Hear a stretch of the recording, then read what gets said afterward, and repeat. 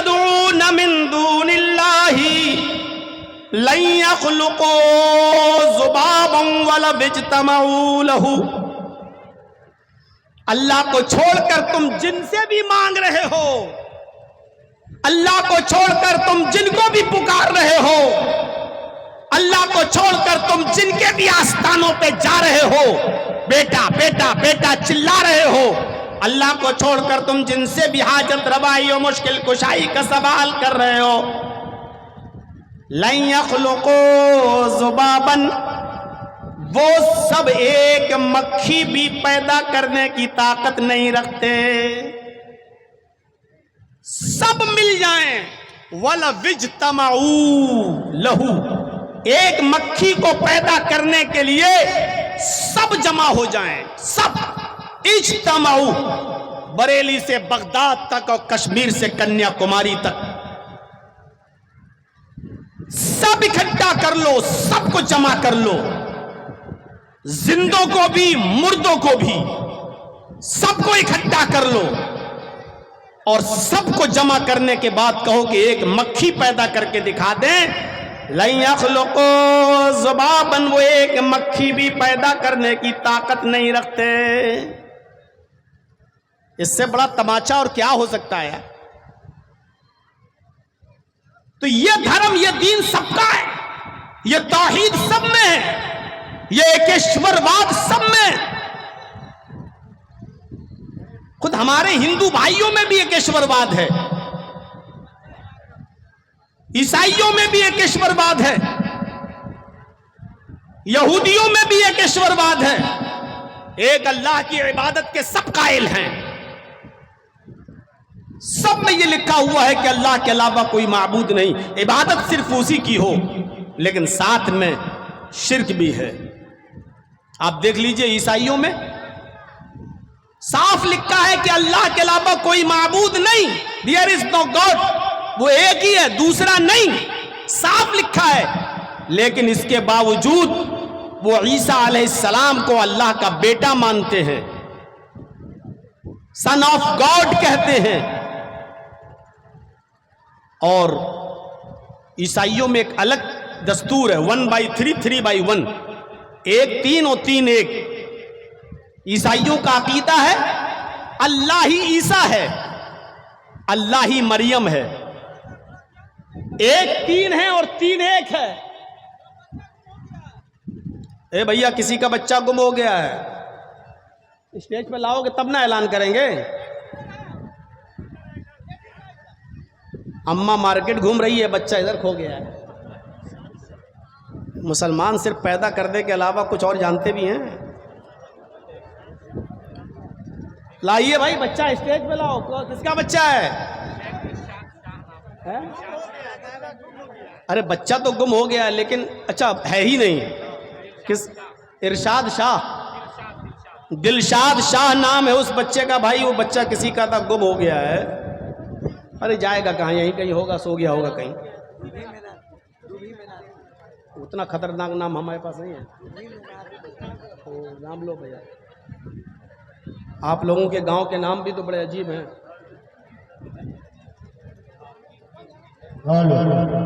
دلشاد نام کا بچہ جو بھی محفل کا رہنے والا ہے، کہیں اگر دکھائی نہیں تو اسٹیج کے قریب آتا ہے. ان کی ماں یہاں پریشان ہے. نام بچہ کا دلشاد ہے، جو بھی محفل کا رہنے والا ہے. مل جائے گا انشاءاللہ. انا للہ و انا الیہ راجعون پڑھے، اس کی اماں بھی پڑھے انشاءاللہ. وہ کہیں سو گیا ہوگا، رات کا وقت ہے نا.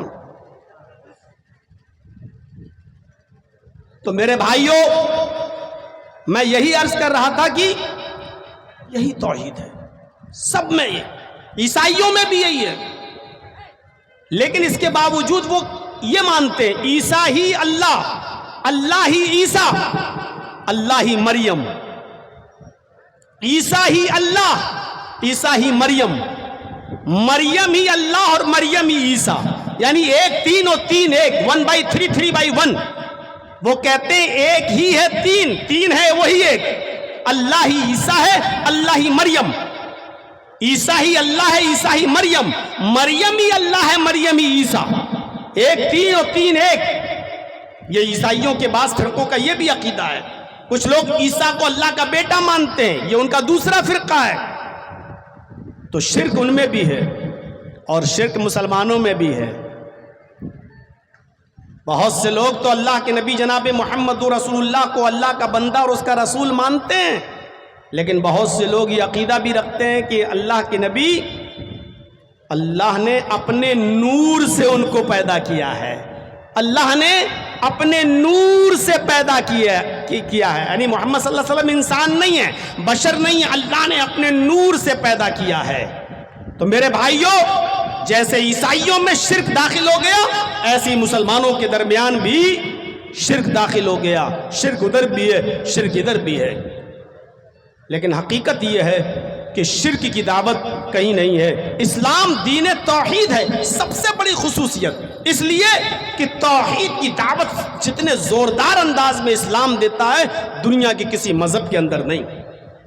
ہندو دھرم میں توحید ہے، لیکن ساتھ میں شرک بھی ہے۔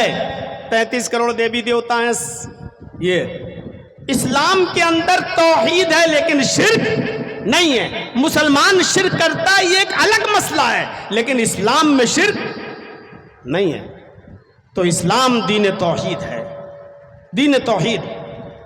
کسی صحابی نے کہہ دیا جو اللہ چاہے اور محمد چاہے، اللہ کے نبی صلی اللہ علیہ وسلم کے پاس آیا اور کہنے لگا جو اللہ چاہے اور آپ چاہیں۔ بس اتنا کہنا تھا کہ اللہ کے نبی صلی اللہ علیہ وسلم نے فرمایا نہیں، صرف اپنی زبان سے یہ کہو صرف اللہ اکیلے جو چاہے، اللہ اکیلے جو چاہے، یہ توحید۔ خود اللہ کے نبی منع کر رہے ہیں، میرا نام شامل مت کرو۔ اللہ کے نبی مکے سے چل کر جب مدینے آئے، ہجرت کے موقع پر جب مکہ سے مدینہ تشریف لائے، تو مدینے کی عورتیں چھتوں پر چڑھ کر معائنہ دیکھ رہی ہیں کہ آج اللہ کے نبی دیکھیں کس کے گھر پر رکتے ہیں۔ خوشیاں ہیں کہ آج مکے سے کہ چاند طلوع ہوا ہے اور مدینے میں نکلا ہے، آج اللہ کے نبی پتہ نہیں کس کے گھر پر رکیں گے۔ چھوٹی چھوٹی بچیاں جو مدینے میں تھیں وہ ڈھول لے کر دف بجانے لگیں، دف ایسی، اور دف بجاتے بجاتے بجاتے بجاتے وہ ایک گیت گانے لگیں، اور وہ گیت گاتے گاتے وہ یہ اشعار پڑھتی جا رہی تھی، طلع البدر علینا من ثنیات الوداع وجب الشکر علینا ما دعا للہ داعی۔ آج تو 14ویں رات کا چاند مکے سے طلوع ہوا ہے، مدینے میں نمودار ہوا ہے۔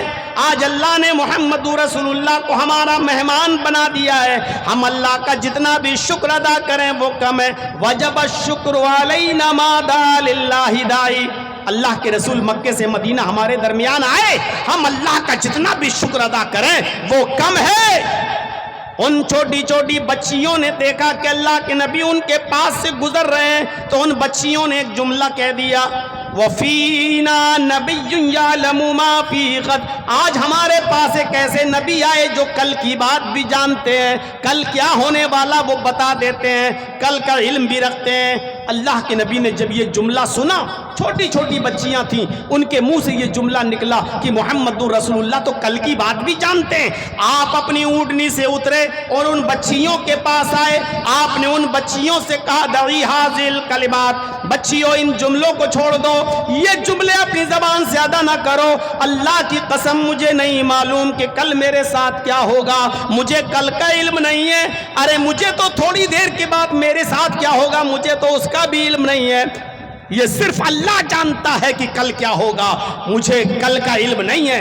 اے بچیوں یہ جملے چھوڑ دو۔ اتنا دور رکھا محمد رسول اللہ نے شرک سے۔ تو اسلام توحید کی دعوت دیتا ہے، اسلام دین توحید ہے۔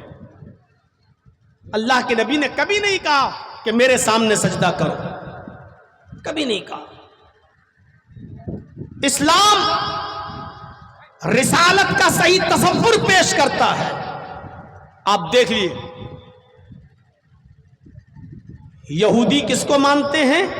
موسیٰ علیہ السلام کو۔ عیسائی کس کو مانتے ہیں؟ عیسیٰ علیہ السلام کو۔ जैनी लोग किसको मानते हैं? महावीर जी को।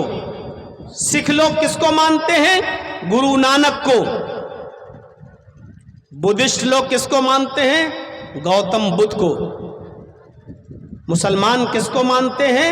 मोहम्मदुर रसूलुल्लाह को। हिंदू भाई किसको मानते हैं? कृष्ण जी को, रामचंद्र जी को।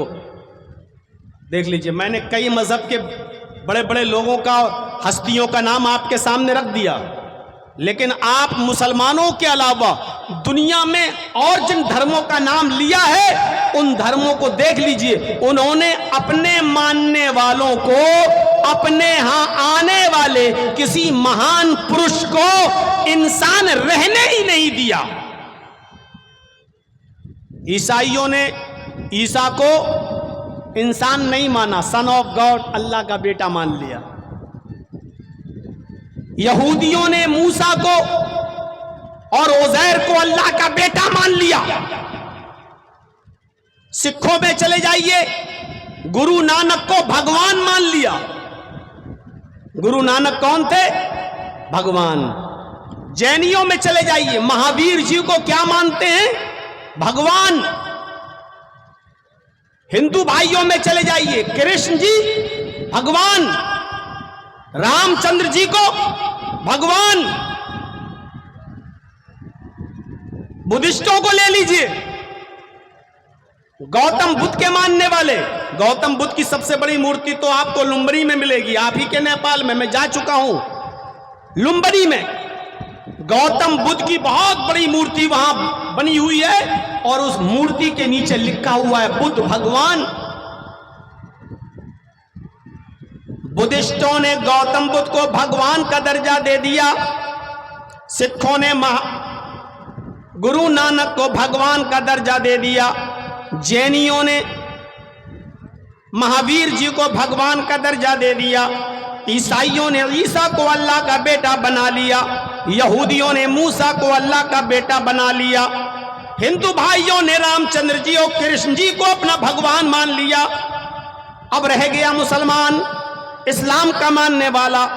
मुसलमान एक ऐसी कौम है और इस्लाम एक ऐसा मजहब है जिसने अपने मजहब में आने वाले पैगंबर को, मोहम्मद रसूलुल्लाह को न देवता माना है, न भगवान का दर्जा दिया है, और न भगवान मानता है और न उनकी पूजा करता है, बल्कि उनको भी एक इंसान मानता है। और कुरान ऐलान करते हुए कहता है, आए नबी आप अनाउंसमेंट कर दो, कुल इन्नमा अना बशरुम मिस्लुकुम, आए नबी कह दो कि मैं तुम्हारी तरह का एक बशर हूं। कुल इन्नमा अना बशरुम मिस्लुकुम, मैं तुम्हारी तरह का एक इंसान हूं। तुम्हारे दो हाथ मेरे भी दो हाथ, तुम्हारे दो पैर मेरे भी दो पैर, तुम्हारा सर मेरा भी सर, तुम्हारी दो आंखें मेरी भी दो आंखें, तुम्हारे दो कान मेरे भी दो कान, तुम चलते फिरते हो हम भी चलते फिरते हैं, तुम खाते पीते हो हम भी खाते पीते हैं, तुम्हें शादियों की जरूरत पड़ती है मेरी भी शादी हुई है, तुम्हारे बच्चे होते हैं हमारे भी बच्चे, तुम्हें दुख और गम पहुंचता है हमें भी दुख और गम पहुंचता है। जैसे तुम वैसे हम भी एक इंसान हैं तुम्हारी तरह। रिसालत का सही तसव्वुर इस्लाम ने पेश किया है, वरना दुनिया में कोई धर्म हमें ऐसा दिखा दो जिसने अपने धर्म में आने वाले इंसान को, महान पुरुष को पुरुष रहने दिया हो। जबकि रामचंद्र जी मर्यादा पुरुषोत्तम थे, एक इंसान थे, भगवान नहीं। खुद वाल्मीकि की रामायण कहती है रामम पुरुषोत्तम, राम मर्यादा पुरुषोत्तम है, राम सबसे बड़े इंसान है। वाल्मीकि की रामायण में लिखा है राम मनुष्य थे, पुरुष है, इंसान। कृष्ण जी भी इंसान थे। और एक शिकारी शिकार करने के लिए जंगल में गया, वो हिरन को तीर मार रहा था और उस तीर में जहर लगा हुआ था। उसने वो तीर हिरन को मारना के लिए छोड़ा कि ये तीर हिरन को लगेगा, और तीर में लगा हुआ जहर जब हिरन के पैर में या पेट में जाएगा तो हिरन कहीं भी दौड़ेगी भागेगी लेकिन मर जाएगी, फिर हम उसको पकड़ लेंगे। उस शिकारी का तीर निशाने से चूक जाता है और वो तीर कृष्ण जी के पैर में लगता है। اور اس زہر تیر میں لگا ہوا زہر وہ کرشن جی کے جسم میں زہر پھیلنا شروع ہو جاتا ہے اور اسی زہر کے پربھاؤ سے اسی وش کے پربھاؤ سے اسی زہر کے پربھاؤ سے کرشن جی کی مرتیو ہوتی ہے. یہ آپ کے دھارمک گرنتھوں میں جب لکھا ہوا ہے تو جس کو ایک زہر مار دے وہ بھگوان کیسے ہو سکتا ہے؟ اس کو بھگوان کا درجہ نہیں دیا جا سکتا ہے. محمد رسول اللہ بھی بھگوان کا درجہ نہیں پا سکتے ہیں کیونکہ آپ کا بھی انتقال کے وقت جو کیفیت تھی وہ یہ تھی کہ آپ جب مرض الموت میں مبتلا تھے تو بار بار اپنا ہاتھ پانی میں ڈالتے اور پانی سے ہاتھ نکالتے اپنے چہرے پہ ملتے جاتے اور کہتے جاتے لا الہ الا اللہ ان للموت سکرات. موت کے لیے بڑی بے چینیاں ہیں, موت کے لیے بڑی پریشانیاں ہیں, موت کے لیے بڑی سختیاں ہیں. میرے بھائیوں, خود محمد رسول اللہ صلی اللہ علیہ وسلم بھی اس دنیا کو چھوڑ کر چلے جاتے ہیں. بھگوان تو وہ ہوتا ہے کہ جس کو کبھی موت نہ آئے. نبی اکرم اپنے ماں کے پیٹ سے پیدا بھی ہو رہے ہیں, شادی بھی کر رہے ہیں, مرض الموت میں بھی مبتلا ہو رہے ہیں اور یہ دنیا چھوڑ کر بھی جا رہے ہیں. لہذا جو پیدا ہو عام انسانوں کی طرح اور عام لوگوں کی طرح اس کو موت بھی آتی ہو, میرے بھائیوں وہ بھگوان نہیں ہو سکتا. رسالت کا صحیح تصور پیش کیا ہے اسلام نے. آپ غور کرو, ایک دیہاتی اللہ کے نبی کے پاس آیا, ایک دیہاتی اور اپنے گاؤں کی کچھ شکایت لے کر آیا اور اللہ کے نبی کے سامنے کھڑا ہے اور کچھ بولنا چاہتا ہے ایسے, اور نبی کو دیکھتا, محمد رسول اللہ کو دیکھتا تو ایسے کانپنے لگتا, تھرانے لگتا. دیکھیے بیچارے, پہلے آپ لوگ بیچ میں بیٹھ جائیں گے پھر بعد میں اٹھ کے بھاگنے لگتے ہیں. شوگر تو نہیں ہے؟ شوگر والوں کو زیادہ پیشاب آتا ہے تو ڈسٹرب نہ کریں تو زیادہ اچھا ہے بھائی. جب بہت زیادہ ضروری ہو, نکلنے والا ہو تب آپ بھاگیے, اگر کنٹرول کر سکتے ہو تو بیٹھے رہیے یار, ڈسٹرب مت کریے بھائی. تو میرے بھائیوں غور سے سنیے اس بات کو. وہ آیا اللہ کے نبی سے کچھ کہنا چاہتا ہے, ابن ماجہ کی روایت, لیکن وہ جیسی کہتا اے اللہ کے نبی, ڈرنے لگتا, کانپنے لگتا. آپ سمجھ گئے یہ بیچارہ مجھ سے آنکھیں نہیں ملا پا رہا ہے, یہ ڈر رہا ہے مجھ سے. تو اللہ کے نبی اٹھے اور اٹھنے کے بعد اس کا کاندھا پکڑا, یہ دونوں کاندھے, اور کاندھا پکڑ کر کہا لا تخف انا ابن امرات تاکل القدید. میرے بھائی کیوں ڈر رہے ہو؟ مت ڈرو. انی لست بملک, میں کوئی بادشاہ نہیں ہوں, میں کوئی بادشاہ نہیں ہوں, کسی ملک کا حکمراں نہیں ہوں. کیوں ڈر رہے ہو تم مجھ سے؟ انی لست بملک, میں کوئی بادشاہ نہیں ہوں, میں حاکم وقت نہیں ہوں. انا ابن امرات تاکل القدید. اس جملے پر غور کیجئے. آپ نے اس سے کہا تم اپنی بات کھل کر بولو, کیا کہنا چاہتے ہو؟ میں بھی ایک ایسی عورت کا بیٹا ہوں, مجھے بھی ایک ایسی عورت نے پیدا کیا ہے اپنے پیٹ سے, مجھے بھی ایک ایسی عورت نے جنا ہے جو سوکھے ہوئے گوشت کے ٹکڑے کھاتی تھی. انا ابن امرات تاکل القدید, مجھے بھی ایک ایسی عورت نے پیدا کیا جو خشک گوشت, سوکھا ہوا گوشت کھاتی تھی. عرب کے اندر کیا ہوتا تھا, اونٹ نہر کیا, کاٹا, بڑے بڑے ٹکڑے کیے, 4 کلو 5 کلو کا اتنا, کوئی اپنے گھر لے آیا اور اس میں سالٹ لگا کر, نمک لگا کر اس گوشت کو جو 4 کلو 5 کلو کا ٹکڑا ہے بڑا سا, اس کو دھوپ میں خشک کر لیا, سکھا لیا اور اس کو اپنے گھر میں رکھ دیا مسالہ وسالہ لگا کر. اب وہ گوشت ضرورت پڑنے پر تھوڑا سا کاٹا, آدھا کلو 1 کلو اور بنا لیا, پھر وہ رکھا ہوا ہے گھر پہ. وہ گوشت سکھا لیا جاتا تھا اور مہینوں وہ گوشت کھاتے تھے لوگ. آج بھی چلے جائیے کلکتہ سائڈ میں, ہم لوگ تو گئے ہیں, وہ لوگ جب قربانیاں کرتے ہیں گائے وغیرہ کی تو گوشت کو ایسے حساب سے محفوظ کر لیتے ہیں کہ وہ قربانی کا گوشت 1-1 سال تک کھاتے ہیں, 1-1 سال تک. اور ایک مرتبہ تو میں کلیا چک کے علاقے میں گیا تو مجھے پتہ نہیں کوئی انہوں نے مچھلی کھلائی جو بہت ٹیسٹی لگی مجھے. تو کہنے لگے مولانا صاحب شام کو کیا کھائیں گے آپ؟ میں نے کہا یار دوپہر میں جو بنائے تھے وہی بناؤ. کیا بنایا تھا آپ نے؟ کہا وہ مچھلی تھی, وہ ہمارے پاس 2 سال کی رکھی ہوئی تھی. میں نے کہا کیا؟ کہا وہ ہم لوگ مچھلی کو سکھا لیتے ہیں. میں نے کہا رہنے دو مت بنانا یار. اب سن لیا کہ 2 سال پرانی مچھلی یہ انہوں نے مجھے کھلائی تھی, تو اب دل نہیں ہوا, تو وہ مچھلی کو سکھا لیتے ہیں اور 2-2 سال تک کھاتے ہیں. تو عرب کے اندر بھی یہ دستور تھا, گوشت کے بڑے بڑے ٹکڑوں میں نمک لگا کر مسالہ وسالہ لگا کر دھوپ میں سکھا لیا جاتا اور اس کو مہینوں رکھا جاتا تھا. ضرورت پڑی تھوڑا سا کاٹا اور پکا لیا. اس کو قدید کہتے ہیں عربی زبان میں, قدید. اللہ کے نبی نے فرمایا انا ابن ابرات تاکل القدید. بولو کیا کہنا چاہتے ہو, کیوں ڈرتے ہو مجھ سے, کیوں گھبرا رہے ہو؟ میں بھی ایک ایسی عورت کا بیٹا ہوں جو گوشت کے سوکھے ٹکڑے کھاتی تھی, یعنی میں بھی تمہاری طرح کا ایک انسان ہوں, ڈرنے کی ضرورت نہیں. مودی جی کہہ پائیں گے؟ آپ کے نیپال کے راجا کہہ پائیں گے؟ بولو کیا کہتے ہو, بولو بولو.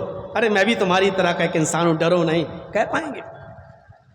اللہ کے نبی اس کا ڈر دور کر رہے ہیں اور کہہ رہے ہیں بولو میں بھی تمہاری طرح کا ایک انسان ہوں, میں بھی ایک ایسی ماں کا بیٹا ہوں جو گوشت کے سوکھے ٹکڑے کھایا کرتی تھی. اس نے کہا ہاں تب تو ٹھیک ہے. تب اس نے اپنی بات پوری کی, پوری. معاذ ابن جبل ملک شام سے آئے, حیرہ بستی سے آئے, اور آنے کے بعد اللہ کے نبی جناب محمد رسول اللہ صلی اللہ علیہ وسلم کے سامنے گر گئے اور سجدہ کرنے لگے. اللہ کے نبی صلی اللہ علیہ وسلم نے معاذ ابن جبل سے کہا, معاذ یہ کیا کر رہے ہو, میرے سامنے سجدہ, میرے سامنے سجدہ. حضرت معاذ ابن جبل نے فرمایا کہ اللہ کے نبی میں نے شام میں دیکھا ہے, حیرہ بستی میں دیکھا ہے کہ وہاں کے یہودی اور وہاں کے عیسائی اپنے اپنے بادشاہوں کو سجدہ کرتے ہیں. جب یہودی اور عیسائی اپنے بادشاہ کو سجدہ کرتے ہیں تو کیا آپ ان سے بڑھ کر نہیں ہیں؟ ہم آپ کو سجدہ کیوں نہ کریں؟ آپ زیادہ حق رکھتے ہیں کہ آپ کو سجدہ کیا جائے. جب یہود و نصارہ اپنے اپنے حکمرانوں کو سجدہ کر سکتے ہیں تو ہم اپنے نبی کو سجدہ کیوں نہ کریں؟ اللہ کے نبی نے فرمایا اے معاذ لو مررت بقبری اتسجد لہ, اتسجد لہ. اے معاذ کل اگر میرا انتقال ہو جائے اور میں قبر میں دفن کر دیا جاؤں, اور کل جب تم میری قبر کے پاس سے گزرو گے تو کیا اس کو سجدہ کرو گے؟ کل جب تم میری قبر کے پاس سے گزرو گے تو کیا میری قبر کو سجدہ کرو گے؟ معاذ ابن جبل نے کہا نہیں. اے اللہ کے رسول قبر پہ سجدہ کیوں کروں گا؟ آپ نے فرمایا فلا تفعل, ایسا کرنا بھی نہیں, ایسا کرنا بھی نہیں. آپ سے پوچھا گیا اے اللہ کے نبی میں آپ کو سجدہ کیوں نہ کروں؟ تو آپ نے کہا کیا میری قبر سے گزرو گے تو سجدہ کرو گے؟ یعنی ابھی تو میں زندہ ہوں, میری زندگی میں اگر تم مجھے سجدہ کرو گے میں تو روک لوں گا, زندگی میں تو نہیں کرنے دوں گا سجدہ. لیکن آپ کو فکر ہوئی میرے انتقال کے بعد کہیں میری قبر پہ سجدہ نہ کرنے لگے, تو آپ نے کہا کیا میری قبر پہ گزرو گے تو سجدہ کرو گے؟ کہا نہیں. فرمایا کرنا بھی نہیں. اگر اللہ کے علاوہ کسی کو سجدہ کرنا جائز ہوتا تو میں بیوی کو حکم دیتا کہ وہ اپنے شوہر کو سجدہ کرے, میں عورت کو حکم دیتا کہ وہ اپنے شوہر کو سجدہ کرے. اللہ کے نبی نے فرمایا کہ اللہ کے علاوہ سجدہ کسی کے لیے جائز نہیں ہے, اور اگر اللہ کے علاوہ سجدہ کسی کے لیے جائز ہوتا تو عورت کو یہ حکم میں دیتا کہ وہ اپنے شوہر کو سجدہ کرے. اس سے پتہ چلتا کہ شوہر کا مقام اور شوہر کا مرتبہ کتنا بڑا ہے. تو اللہ کے رسول نے اپنے سامنے سجدہ نہیں کرنے دیا. کیوں؟ کیونکہ آپ بھگوان نہیں تھے. آپ بھی یہی کہتے تھے کہ میں بھی تمہاری طرح ایک انسان ہوں. ویداہامت پرش مہانی مادتو ورل تپس پرستات ینیایا اگیان ہیتو کرت موہ مداندھکارم ناشم ودھایم ہتدو دیتے وویکا. अहमद जब इस दुनिया में आएंगे तो महान पुरुष बनकर आएंगे। विदा हामिद पुरुष महान मादित। आखिरी नबी के बारे में हिंदू धर्म की किताबें ये कहती हैं कि अंतिम ऋषि भी इस दुनिया में जब आएगा तो वो पुरुष होगा, इंसान होगा। विदा हामिद अहमद आएगा, पुरुष इंसान होगा। महान इमादत इतना बड़ा महान पुरुष होगा कि उसके बराबर कोई दूसरा नहीं होगा। वरुण तपस वो अल्लाह का बहुत ही ज्यादा नाम लेने वाला होगा। वरुण तपस प्रस्ताद वो ईश्वर का, वो अल्लाह का बहुत ही ज्यादा नाम लेगा। जब वो आ जाए तो उसी की कुटिया में चले जाना, जब वो आ जाए तो उसी के मजहब में शामिल हो जाना, जब वो आ जाए तो उसी की शिक्षा को ग्रहण कर लेना, जब वो आ जाए तो उसी की शिक्षा को एक्सेप्ट कर लेना। प्रस्ताव यन्याया स्वर्ग में जाने का, पैराडाइज में जाने का, जन्नत में जाने का मोहम्मद के रास्ते के अलावा कोई दूसरा रास्ता नहीं होगा। अज्ञान हेतु किरत मोह मदांधिकारम नाशम, उनका नाम मोहम्मद होगा। वो इस धरती पर जब आएंगे तो उनके आने के बाद अंधिकारम नाशम, दुनिया में जितना भी अंधेरा होगा वो नाश हो जाएगा।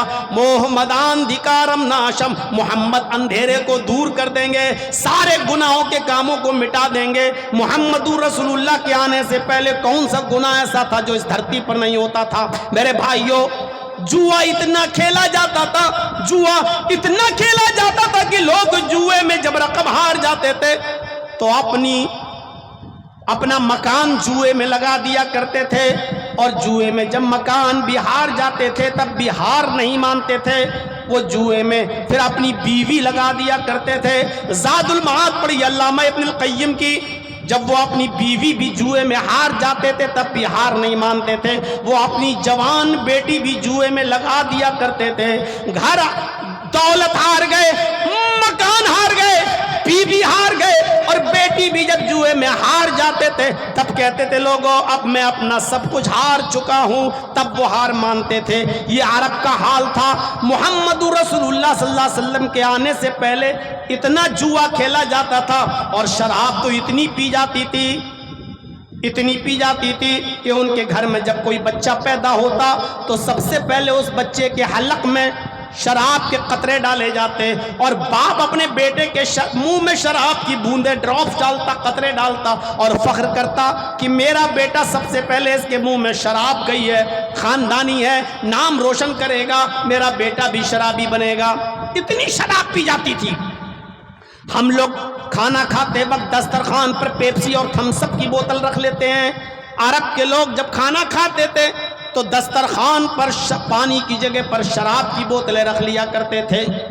और जब खाना खाकर खाने का लुकमा अटक जाता था तो बजाय पानी पीने के वो शराब से उतारते थे। शराब इतनी पीते थे कि शराब के नशे में वो भूल जाते थे कि मेरी बीवी कौन है और मेरी बेटी कौन है। मुस्नद अहमद की रिवायत के मुताबिक एक सहाबी ने जब शराब हराम नहीं हुई थी तो इतनी शराब पी ली कि शराब के नशे में वो अपनी बेटी का हाथ पकड़ लिए। नौजवानों, ये शराब कितनी बुरी चीज है। ये नेपाल के हर चप्पे चप्पे पर और कोने कोने पर मिलती है। मैं भी 2 साल नेपाल की सरजमीन पर पड़ा हूँ। सिराजुल्लूम में झंडा नगर में मैं रहा हूँ। मुझे मालूम है, नेपाल का चप्पे चप्पे से वाकिफ हूँ और उसकी पूरी हिस्ट्री मुझे मालूम है। पान की दुकानों तक में शराब खुलेआम बिकती है। ये शराब जब हराम नहीं हुई थी तो एक सहाबी ने ये शराब जब पी ली तो शराब के नशे में वो भूल गए कि बीवी कौन है और बेटी कौन है। उन्होंने बेटी का हाथ पकड़ लिया और उसी को खींच कर वो बंद कमरे में ले जाने लगे। बीवी को पता चला, दौड़ती हुई आई, उसने अपनी बेटी को छुड़ाया और शौहर को धक्का देकर कमरे में बंद कर दिया। 2-4-5 घंटे के बाद जब शौहर के शराब का नशा उतर गया तब उसने अंदर से दरवाजा खटखटाया। बीवी ने दरवाजा खोला तो बीवी को पीटने लगा। बीवी पीटने के बाद कहती है, मेरे हस्बैंड तुमने मुझे क्यों मारा? का तूने मुझे कमरे में क्यों बंद कर दिया था? का तुमने शराब पी रखी थी? शौहर ने कहा, मैं तो शराब पीता ही हूँ, आज पी ली तो क्या हुआ कि आज तुमने कुछ ज्यादा ही पी ली थी। शौहर ने कहा, अरे कभी कम कभी ज्यादा, ये तो होता ही रहता है, अगर ज्यादा भी पी ली तो क्या हुआ? बीवी ने कहा, आज इतनी पी ली कि बीवी में और बेटी में फर्क भूल गए, कौन बेटी है और कौन बीवी, ये आप अंतर भूल गए और बजाय बीवी के बेटी का हाथ पकड़ लिया। अगर मैं वक्त पर नहीं आती तो आप बेटी के साथ मुंह काला कर बैठते। इतना सुनना था कि वो सहाबी जमीन पर लात मारते हैं, आसमान पे नजर डालते हैं और चीख कर कहते हैं, ऐ अल्लाह, ये दिन सुनने से पहले मैं जिंदा कैसे हूँ, काश ये जमीन फट जाती और मैं धंस जाता और मैं मर जाता। अब मैं अपनी बेटी के सामने कौन सा चेहरा लेकर आऊंगा, अब मैं अपनी बेटी के सामने कौन सा चेहरा पेश करूंगा, मेरी बेटी मेरे बारे में क्या सोचेगी। उसके बाद कहते हैं कि ऐ अल्लाह, तू गवाह रहना, आज के बाद मैं शराब को हाथ नहीं लगाऊंगा, आज के बाद मैं शराब नहीं पीऊंगा। नौजवानों, जब ये शराब हराम नहीं हुई थी, एक हल्का सा नुकसान देखा और इस शराब के नुकसान को देखकर सहाबी ने शराब अपने ऊपर हराम कर ली और हाथ न लगाने की कसम खा ली। जब शराब हराम नहीं हुई थी तो लोग छोड़ देते थे, और जब ये शराब तुम्हारे नबी ने हराम कर दी तो इससे कितना बचना चाहिए, इससे कितना परहेज करना चाहिए, इससे हमें कितना दूर रहना चाहिए। ये शराब इंसान की अकल को ढांप लेती है और इंसान की अकल से बड़े और छोटे की तमीज, शऊर को निकाल देती है। शराब के नशे में आप घर में घुसेंगे, आप अपनी माँ को गाली देंगे, आप अपनी बहन को गाली देंगे, आपकी नज़र में माँ माँ नहीं, बाप बाप नहीं, बीवी बीवी नहीं, बहन बहन नहीं। शराब के नशे में आप भूल जाएंगे। शराब छोटे और बड़े की तमीज को भुला देती है, अकल को खराब कर देती है। इसलिए नौजवानों, इस शराब को हाथ मत लगाओ। अरब की सरजमीन पर शराब इतनी पी जाती थी कि लोग शराब के नशे में बजाय बीवी के बेटी का हाथ पकड़ लेते थे। जुए की कैफियत तो मैंने बता दी, जिनाकारी आम थी, कोई बुराई नहीं थी, बल्कि निकाह ही ऐसा होता था। बुखारी पढ़िए किताबुल जनाइज में, ज़माने जाहिलियत के निकाह की फहरिस्त है। एक आदमी निकाह करके लाता था, बीवी मेरी निकाह करके लाया, लेकिन वो उसके साथ शबे जुफाफ नहीं मनाता था। पहली रात अपनी बीवी को लेकर आया, लेकिन अपनी बीवी के साथ पहली रात नहीं सोता था। नहीं नहीं नहीं, शादी तो मैंने कर ली, बीवी तो ले आया, लेकिन वो अपनी बीवी को किसी दूसरे नौजवान के, अपने दोस्त के हवाले कर देता, लो इसको ले जाओ, इसको अपने पास रखो, और जब ये हामिला हो जाए, तुमसे प्रेग्नेंट हो जाए, तुमसे जब ये प्रेग्नेंट हो जाए तब मेरे हवाले कर देना।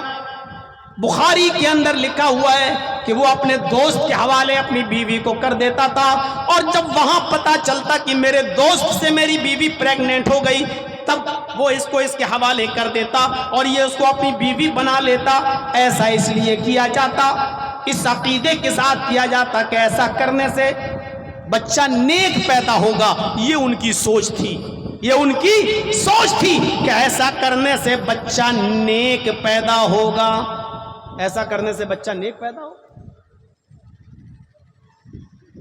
दूसरा निकाह ऐसा था, 3, 4, 5, 6, 3 से ज्यादा और 10 तक आदमी एक ही औरत के पास जाते थे और उससे हम बिस्तर होते थे, जिना करते थे। कभी 3, 4, कभी 5, कभी 6, कभी 7, कभी 8, 9, 10 से ज्यादा नहीं। एक ही औरत के पास जाते, पूरे साल उससे मिलते, जिना करते उसके साथ, और जब इस औरत के कोई बच्चा पैदा होता तो ये सबों को बुलाती, जितने लोग इसके पास गए होते ये सबको बुलाती और कहती, तुम भी आए मेरे पास, तुम भी आए, तुम भी आए, तुम भी आए, तुम सबने मेरे साथ क्या किया ये तुम सबको मालूम है। सब लोग कहते हाँ मैं जानता हूं।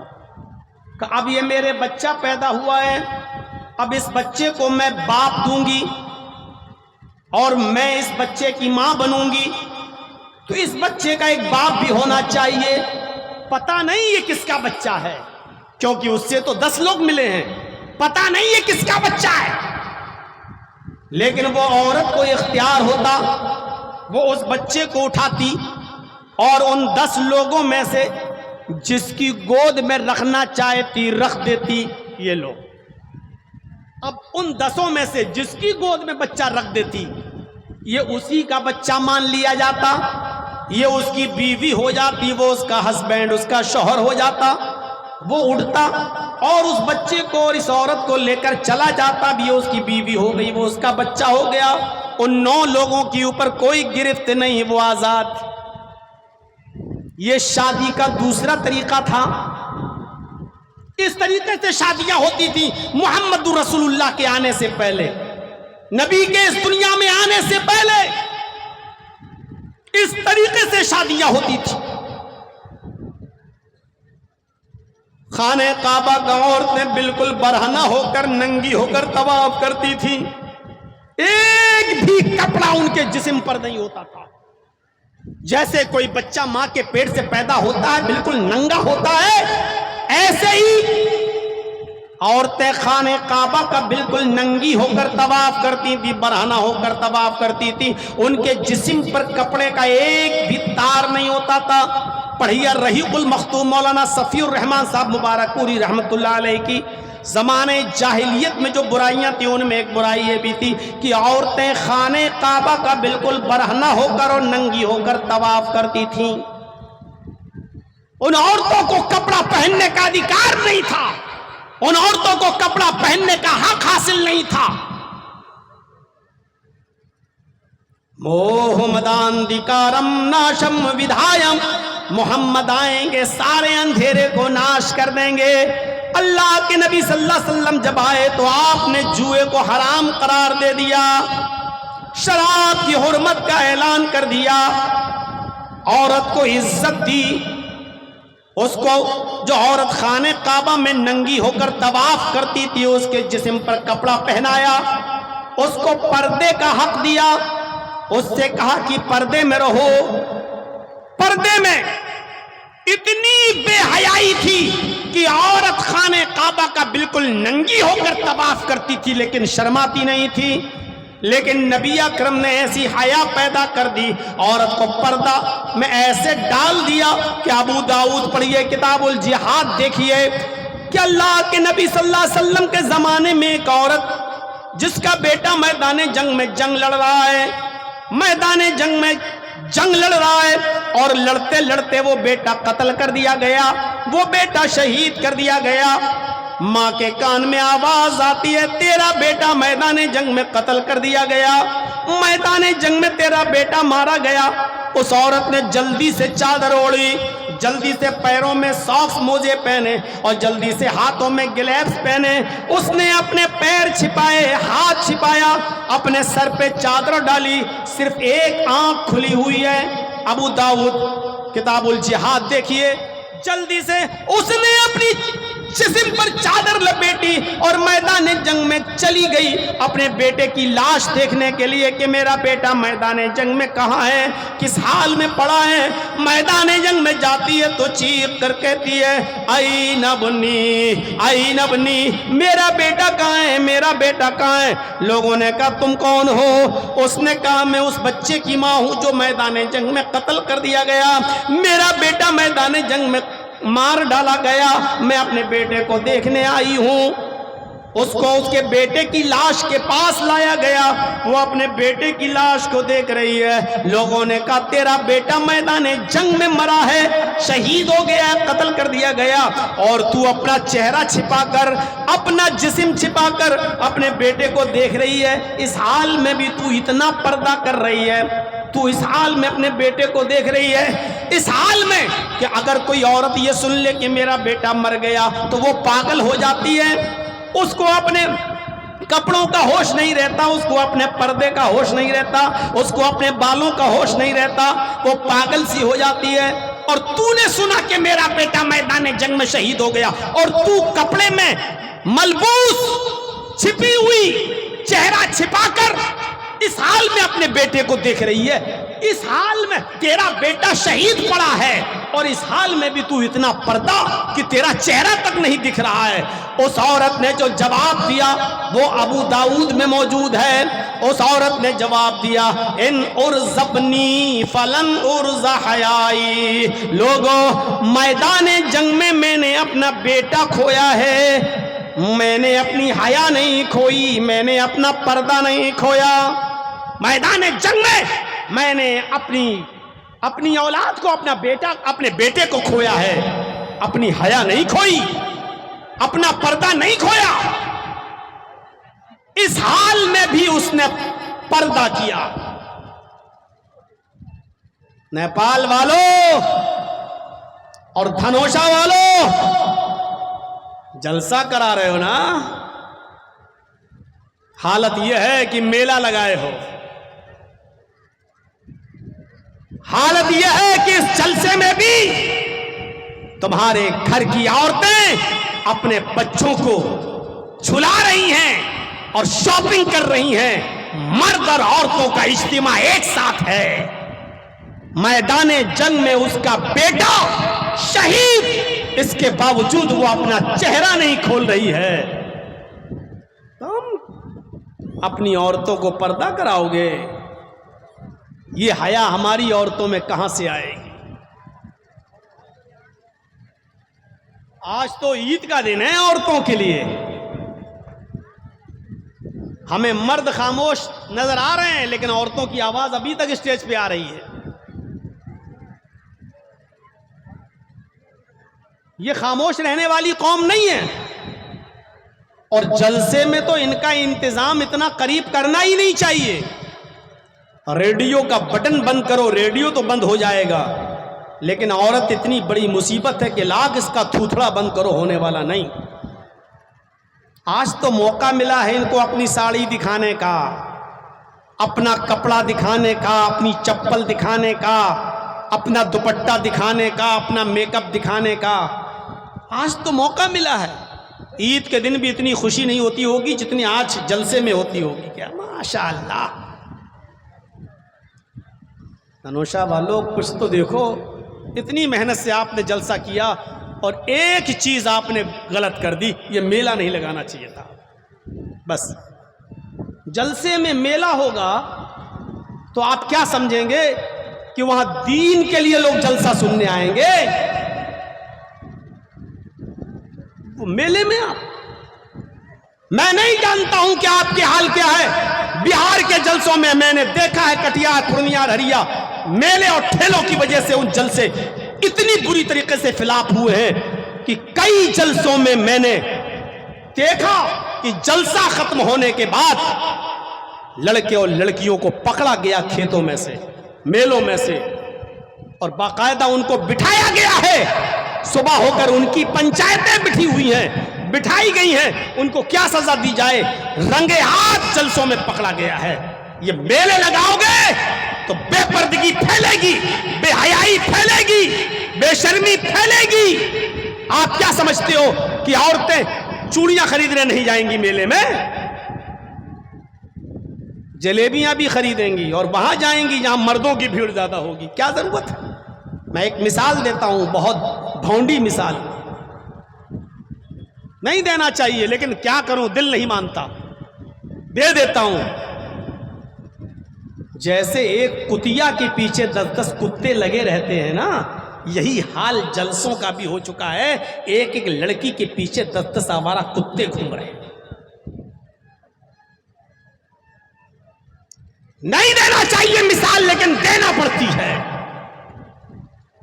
میں جانتا ہوں کہ اب ہومیوپیتھک دوا سے تمہارا مرض ٹھیک نہیں ہوگا، اس لیے آپریشن کرنا پڑ رہا ہے۔ جلسوں میں میلے لگائیں گے؟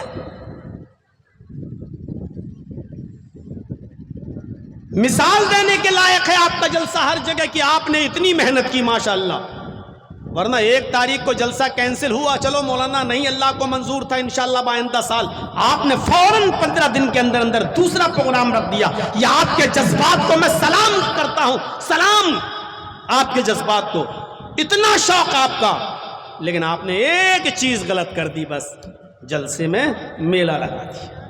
اب آپ کہیں گے لوگ مانتے نہیں ہیں، سب کی روزی روٹی جڑی ہوئی ہے، تو کیا شراب کا ٹھیکہ بھی لگوا دو گے؟ یہاں سب کی روزی روٹی جڑی ہوئی ہے۔ میں آ رہا تھا، ہمارے مستان صاحب کہہ رہے تھے سب کی روزی روٹی جڑی ہوئی ہے، تو شراب بیچنے والا بھی تو شراب بیچتا ہے، وہ بھی یہاں شراب کی دکان کھول لے, آپ کھولنے دو گے؟ جب نہیں کھولنے دو گے تو یہ بے پردگی بھی ہو رہی ہے. آپ کیسے جلسے کے اندر بے پردگی؟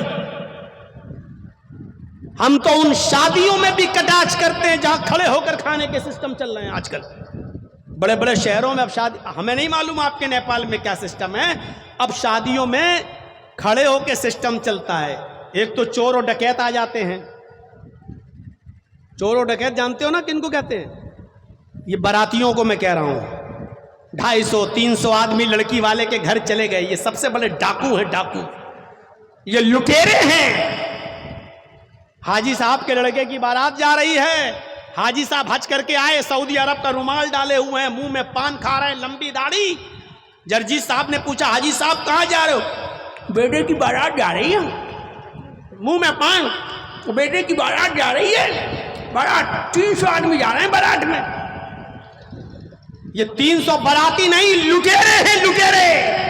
یہ ڈاکو ہیں جو لڑکی والے کے گھر لوٹنے جا رہے ہیں, کھانے نہیں ٹھونسنے جا رہے ہیں. لگے گا برا, لگتا رہے. کیوں جاتے ہو بھائی لڑکی والے کے گھر؟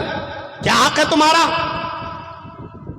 صاحب دعوت ملی ہے, لڑکی والے نے دعوت نہیں دی ہے, دعوت لڑکے والے نے دی ہے. لڑکے کے گھر کھاؤ نا. نہیں صاحب, لڑکی کے باپ نے کہہ دیا تھا لڑکے کے باپ سے کہ آپ 300 آدمی لا سکتے ہو. تم لڑکی کے باپ کی مجبوری کو اس کی اجازت کہہ رہے ہو؟ شرم نہیں آتی تمہیں؟ تم نے کہا تھا کہ ہمارے رشتے دار سب جوڑ کر 250-300 بن رہے ہیں, تب اس نے اجازت دی کہ لے آؤ. تم لڑکی کے باپ کی مجبوری کو اجازت کہتے ہو؟ شرم نہیں آتی؟ اس 300 آدمیوں کو کھلانے کے لیے بکرا, چکن, مٹن, مچھلی, مرغ, انڈا, ناشتہ, یہ سب کرانے کے لیے اس نے بینک سے لون لیا ہے. 30 سالوں سے جرجیز تقریریں کر رہا ہے, 30 سالوں سے. ایسے ایسے گھرانوں کو جانتا ہوں, ایسے ایسے گھرانوں کو جانتا ہوں میرے بھائیوں, جنہوں نے اپنی بیٹیوں کی شادی پر لون لیا. انہوں نے 300-400 باراتیوں کا پیٹ بھر دیا. ان کو ان کی مرضی کے مطابق chicken, mutton, fish fry item سب ناشتہ کرا دیا. بینک کا لون ادا کرنے کے لیے, بینک کا قرض ادا کرنے کے لیے انہوں نے اپنے 20 سال ختم کر دیے. پتہ چلا اب تک انہوں نے جو پیسہ جمع کیا وہ سود تھا, ابھی جو رقم لی تھی وہ باقی ہے. 20 سال کے بعد بھی وہ آج بھی میرے بھائیوں اپنی بیٹیوں کے نام پر قرض لیا ہوا بینک کا ادا نہیں کر پا رہے ہیں. 20 سال سے جو جمع کیا ہے وہ سود میں گزر گیا, مول دھن ابھی باقی ہے. اور بے غیرتو, لڑکی والوں کے یہاں کس منہ سے کھانے چلے جاتے ہو؟ تمہارا کلیجہ کتنا بڑا ہے؟ تم لڑکی کے گھر بیٹھ کر کیسے اپنے حلق سے پانی اتار لیتے ہو؟ تم چکن اور مٹن کا آئٹم کیسے اتار لیتے ہو؟ تمہارے پیٹ میں جانے کے بعد کیسے وہ ہضم ہو جاتا ہے؟ تمہاری غیرت کیوں نہیں جاگتی؟ تمہیں شرم کیوں نہیں آتی؟ تم لڑکی والے کے یہاں کیسے کھا لیتے ہو؟ تمہیں حیا کیوں نہیں آتی؟ تمہیں شرم کیوں نہیں آتی؟ آج بھگو بھگو کے ماروں گا تمہیں. کیسے لڑکی والے کیا ٹھونس لیتے ہو؟ شرم نہیں آتی؟ کیسے تمہاری عزت گوارا کر لیتی ہے؟ ارے مولانا صاحب ہم کیا ٹھونس لیتے ہیں, مولوی صاحب بھی تو ٹھونس لیتے ہیں. مولوی تو سب سے پہلے چلا جاتا ہے. صاحب اس کو تو 1000 روپیہ ملے گا نکاح پڑھانے کا. اب تو زیادہ ہو گیا نا. کتنا؟ 10,000. کتنا؟ 12 نیپالی 12. ہمارا ہی علاقہ ٹھیک ہے بھیا, آپ لوگ تو بہت آگے بڑھ گئے. 12,000 نکاح پڑھانے کا. ٹھیک ہے چلو, مولوی کو آپ دے رہے ہیں, اب آپ کہو گے لو مولوی کے نام پہ آئی تو کتنی جلدی مولانا صاحب نے اپنی برادری کو بچا لیا. कितनी जल्दी बचा लिया। मेरे भाइयों, मैं इसको बचा नहीं रहा हूं, मैं ये कह रहा हूं इन सारे उलमा को अब मीटिंग करनी चाहिए और तय कर लेना चाहिए कि जिस जगह पर ये 200, 250, 300 आदमियों की बारात होगी उस जगह हम निकाह पढ़ाने नहीं जाएंगे। ये बारात का सिलसिला खत्म होना चाहिए, जहेज की डिमांड खत्म होनी चाहिए। जिस जगह पता चल जाए कि लड़के वाले ने बाइक मांगी है, मौलवी को चाहिए उस जगह निकाह न पढ़ाए। नहीं पढ़ाऊंगी, मौलाना साहब मैं नहीं जाऊंगा, दूसरा पढ़ा देगा, उसका बाइकाट करो जो दूसरा पढ़ाने जा रहा है। यह चीज होनी चाहिए। शादियों को आसान करो।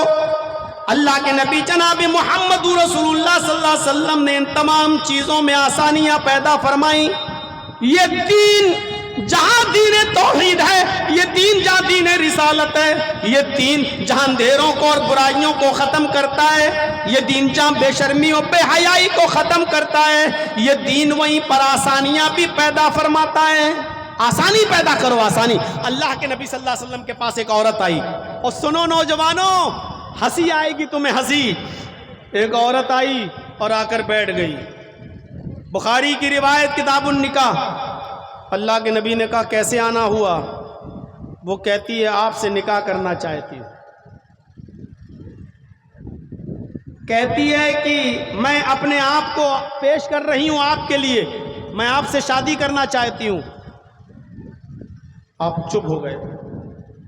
उस औरत ने दूसरी बार कहा अल्लाह के रसूल मैं आपसे निकाह करना चाहती हूँ। आप फिर खामोश। उसने तीसरी बार कहा अल्लाह के रसूल मैं आपसे निकाह करना चाहती हूँ। आप तीसरी बार भी खामोश। वहाँ बहुत से सहाबा बैठे थे। एक सहाबी ऐसे ही बोले जैसे मैं बैठा हूँ आपके सामने और आप बैठे मेरे सामने, ऐसे अल्लाह के नबी के सामने चंद सहाबा बैठे थे। उनमें से एक सहाबी को ज़रूरत थी शादी की, तो उन्होंने कहा अल्लाह के रसूल वो आपसे बार बार कह रही है मैं आपसे निकाह करना चाहती हूँ, आप कुछ बोल ही नहीं रहे हैं। अगर आपको ज़रूरत नहीं है तो मेरा करा दीजिए, अगर आपको ज़रूरत नहीं है तो मेरा करा दीजिए, मुझे तो ज़रूरत है। हाय हाय हाय। अल्लाह के नबी ने कहा अच्छा तुम्हें ज़रूरत है निकाह की? कहा देखो मैं तो नहीं कर सकता हूँ, लेकिन अगर तुम करना चाहते हो तो मैं इससे बात करता हूँ। अय औरत मैं तो अब नहीं करूँगा निकाह, लेकिन ये तैयार है, क्या इसके साथ शादी करेगी, इसके साथ निकाह करोगी? सीधा सा जवाब, अय अल्लाह के रसूल आई तो आपके लिए थी, लेकिन अगर आप नहीं करना चाहते हैं तो इसके साथ कर दीजिए, जबरदस्ती नहीं। इस हदीस से कितने मसले पता चल रहे हैं। कोई लड़की भी किसी लड़के से डायरेक्ट कह सकती है कि मैं आपसे शादी करना चाहती हूँ। लड़का भी कह सकता है किसी लड़की से कि मैं तुमसे निकाह करना चाहता हूँ, लेकिन एक बार, उसके बाद जिंदगी भर जब तक शादी ना हो जाए तब तक मोबाइलों पे बात मत करना, वो गलत है। और अगर बात करना बहुत ही ज़रूरी है, बगैर बात किए हुए रह नहीं पा रहे हो तो कम से कम निकाह कर लो। लेकिन निकाह करोगे नहीं, अभी मोटरसाइकिल देने को है नहीं उसके पास, और सादा निकाह आप करेंगे नहीं। उस औरत ने कहा कि आपके लिए आई, आप नहीं कर रहे हैं तो इसके साथ कर दीजिए। अल्लाह के नबी ने कहा कि ठीक है, तुम मेहर क्या दोगे अपनी बीवी को? मैं इसके साथ तुम्हारा निकाह कर दूं तो क्या दोगे तुम मेहर? आपने लड़की से नहीं पूछा अरे औरत तेरे पास जहेज कितना है, इसको क्या मिलेगा? आपने उससे नहीं पूछा, आपने उससे पूछा सहाबी रसूल से, इसको क्या दोगे? और नौजवानों जरा इधर देखिए, ये देखो बोतल उठा के चल दिए माशाअल्लाह। कहाँ जा रहे हो? घर? अब तो चाची भी सो गई होंगी, क्या करोगे जाके? थोड़ा सा मैं चौंकाता भी रहता हूं ताकि नींद खुल जाए आपकी। तो मेरे भाइयों, उसने कहा आए अल्लाह के नबी सल्लल्लाहु अलैहि वसल्लम, आपने पूछा इसको क्या दोगे मेहर? कुछ है देने को? हदीस के अल्फाज बुखारी, मा इंदी शैउन, कुछ नहीं है मेरे पास।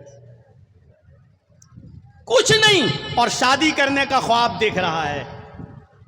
آپ کے پاس کچھ نہ ہو، شادی کرنے کا خواب دیکھ لیں گے؟ آپ کے پاس کچھ نہیں اور شادی کرنے کا خواب نہیں دیکھ سکتے آپ. آپ نے کہا رے مہر تو دے کچھ، تو کیا دے گا؟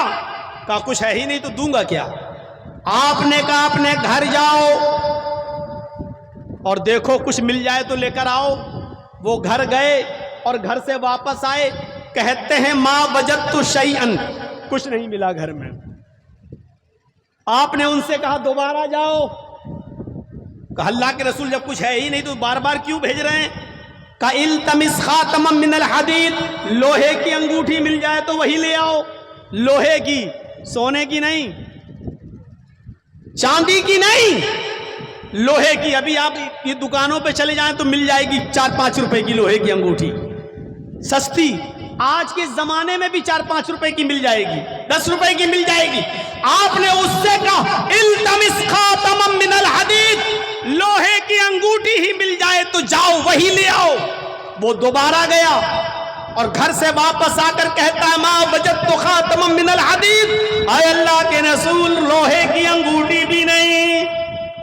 غریبی کا عالم دیکھ رہے ہو نوجوانوں، دھنوشا والوں، نیپال والوں. اس کے گھر میں 5 روپے کی اس زمانے کی لوہے کی انگوٹھی بھی نہیں. کہتا اللہ کے نبی لوہے کی انگوٹھی بھی نہیں ملی. آپ نے کہا اوہ، تو بغیر مہر کے کیسے نکاح کروں؟ کچھ بھی نہیں ہے. کہنے لگا ایک چیز ہے میرے پاس. سنو نوجوانوں، کیا چیز ہے اس کے پاس؟ کہتا ایک چیز ہے میرے پاس. آپ نے کہا اچھا بتاؤ کیا ہے، جلدی بتاؤ کیا ہے. ہندی ازار، ہندی ازار، آئے اللہ کے رسول ایک لنگی ہے میرے پاس. لنگی جانتے ہیں نا، تہبند، ایک لنگی ہے. جب گھر پہ جاتا ہوں سونے لگتا ہوں تو اس کو لپیٹ لیتا ہوں، یعنی لنگی پہن کے میں سو جاتا ہوں. یعنی نئی لنگی نہیں ہے، پرانی، وہی پہن کے سوتا ہوں میں. آپ نے کہا وہ ایک لنگی ہے تمہارے پاس؟ کہاں؟ جاؤ وہی لنگی لے آؤ اور وہ لنگی اس کو دے دو، وہی مہر ہو جائے گا. تو کہنے لگا جب اس کو دے دوں گا تو میں کیا پہنوں گا؟ اگر وہ لنگی میں اسی کو دے دوں گا تو میں کیا پہنوں گا؟ تو آپ نے کہا اچھا ایکسٹرا نہیں ہے؟ کہا نہیں، آدھی دے دوں گا. اب بتاؤ ایک لنگی کا بھی آدھی لنگی کر دے گا، پھاڑ کر 2 ٹکڑے کر دے گا تو کس کام کی؟ کہنے لگا اللہ کے رسول اس لنگی کو آدھا آدھا کر دوں گا، آدھی اپنے پاس رکھ لوں گا، آدھی اس کو دے دوں گا.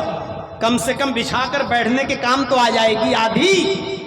آپ نے کہا آدھی میں وہ کیا کر لے گی؟ آدھی تیرے کسی کام کی نہیں اور آدھی اس کے بھی کسی کام کی نہیں. آدھی تو نہیں، اگر دینا تو پوری دے. بولا پوری تو نہیں دے سکتا. اللہ کے نبی نے فرمایا اچھا یہ بتاؤ قرآن تمہیں کتنا یاد ہے؟ اس غریب گھر میں شادی ہو رہی ہے. آپ نے کہا قرآن کتنا یاد ہے؟ کہنے لگا اللہ کے نبی سورہ ملک یاد، سورہ قیامہ یاد، سورہ دہر یاد، سورہ حاقہ یاد، سورہ نبا یاد، سورہ دہر یاد، سورہ جمعہ یاد، سورہ منافقون یاد. مجھے یہ سورت یاد. آپ نے کہا اے نوجوان تجھے اتنی صورتیں یاد ہیں؟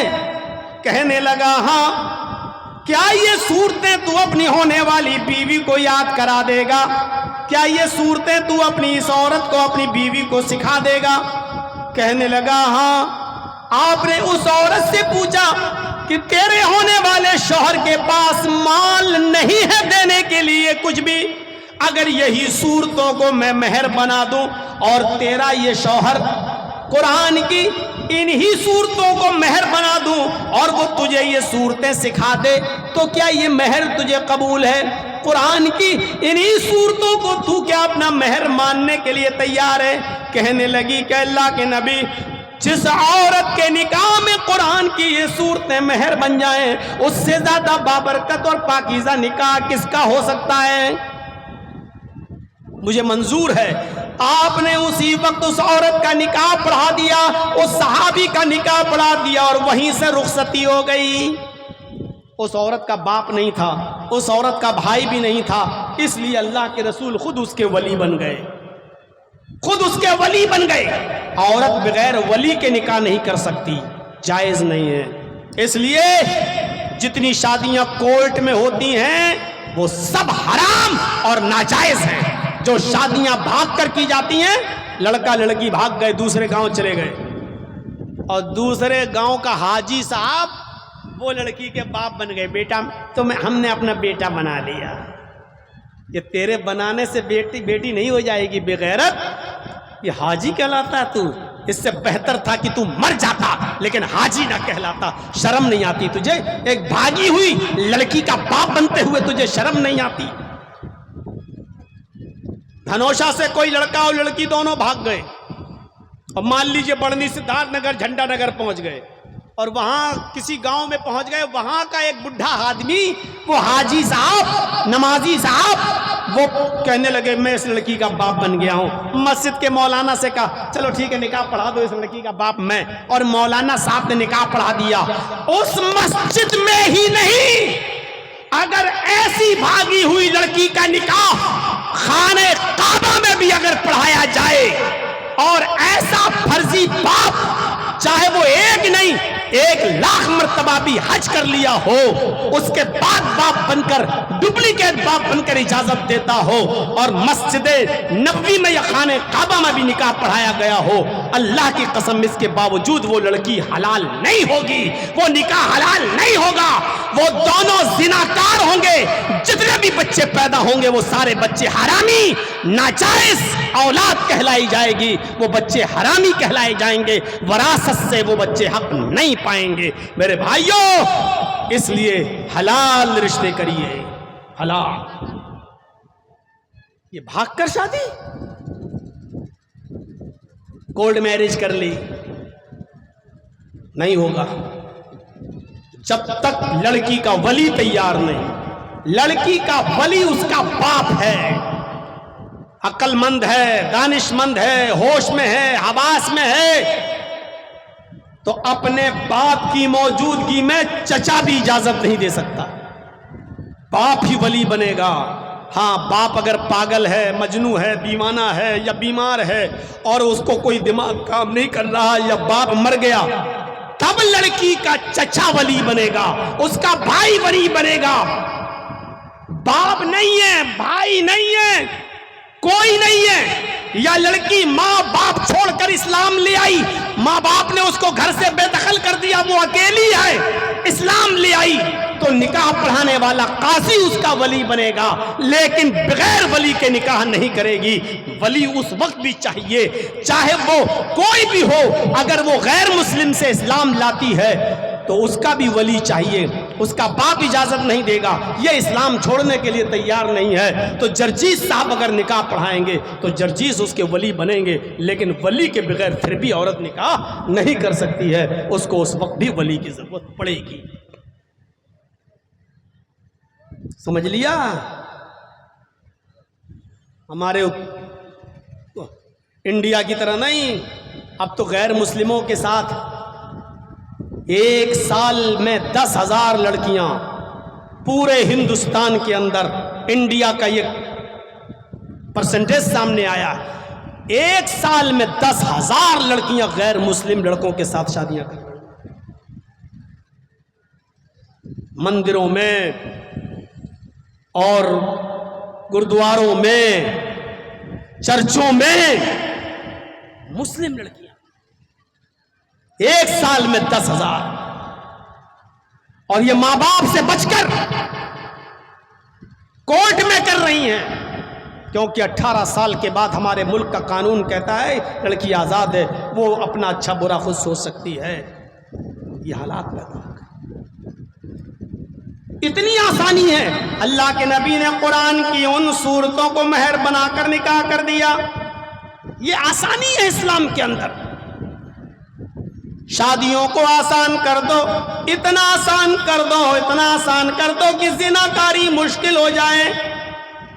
जिनाकारी आज आसान हो चुकी है। और नेपाल वालों, मैं गलत नहीं बोल रहा हूं, इंडिया से ज्यादा नेपाल के अंदर जिना सस्ता है।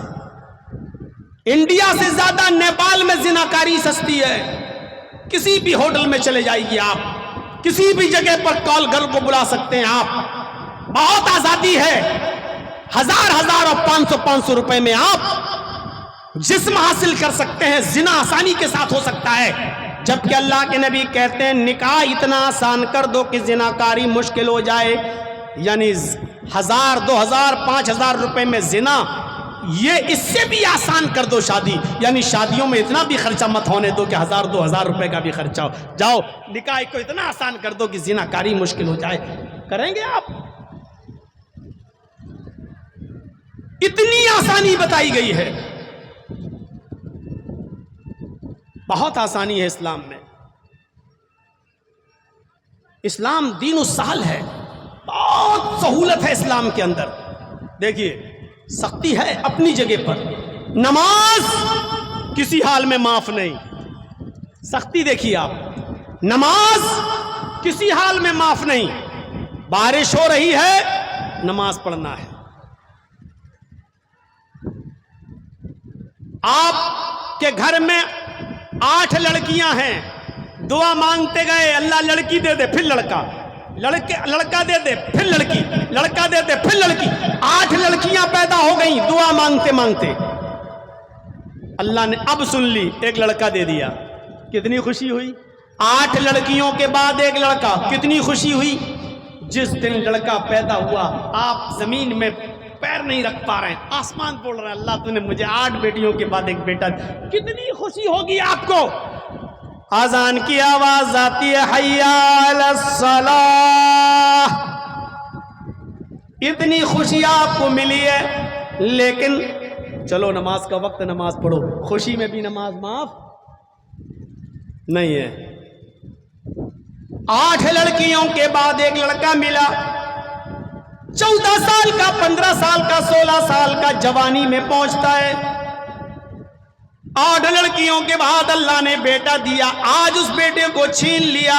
16 साल की, 18 साल की उम्र में वो लड़का आपका मर गया, आपकी आंखों के सामने उसने दम तोड़ दिया, उसको कैंसर की बीमारी हो गई, आज वो मर गया। गौर करो आपको कितना गम पहुंचेगा, आप कितना रोएंगे, आपको कितना अफसोस होगा, आपकी आंखों में कितने आंसू आएंगे। 8 बेटियों के बाद एक बेटा मिला, वो भी कैंसर में मर गया।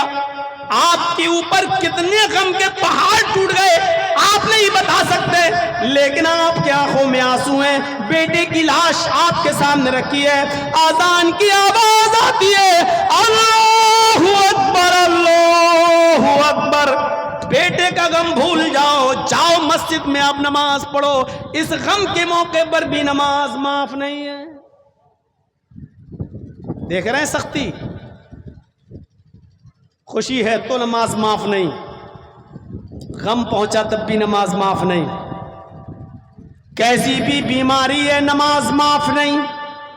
ये तो हो गई मुश्किल। आसानी देखिए, बारिश हो रही है, मस्जिद में नहीं जा सकते, घर में नमाज पढ़ लो। ज़ुहर और असर को एक साथ पढ़ लो, मगरिब और इशा एक साथ पढ़ लो। सफर में है तो आधी कर लो कसर, 4 रकात वाली रकात 2 रकात पढ़ लो। जमा बैन सलातैन, 2 नमाजों को एक साथ जमा कर लो।